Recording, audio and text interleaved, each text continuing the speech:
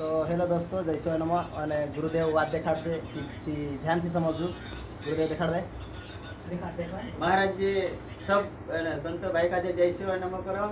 जो महाराज जी आपनो लखड़ा वाले से और जो कई गुरुदेवन ज्ञान का जे गुरुदेवन भजन का जे जब भी जहाँ भजन कीर्तन है चारा के तेरा बारह में संदेश भी पुगाड़े वीडियो के माध्यम से भजन का जे भी आगे कई એને સંદેશ પહોંચાડને કરતા કોશિશ કરતું લોકો આયે તે જે મહારાજ દોસ્તો ધર્મ બારામાં રાખી અને મીડિયામાં ફેમસ રહીને ચલાડ રહ્યું આઈટી ચલાડને या कसं भी करे लेकिन वारलं कार्य करीन चलाडे और वारला नाम काजे आगे बढ़ावे।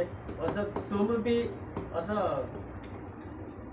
प्रार्थना राखજો विनती करજો जरा कष्ट करજો धर्म मार्ग पर रहने और धर्म पर ज्ञान पर आनंद लेने कोशिश करे। असं आमर सभी संत भाई ने गुरुदेवन भी कहना पड़े ताकि सब आपनु सेव परिवार से फंक्शन से त्या सब एक जैसा रहे, सब समझदार रहे, सब वारला रहे, इन्हें अपना धर्म रीति रिवाज का संभाली रखने कोशिश करे। जय श्री नमः। જય શ્રી जय श्री नमः।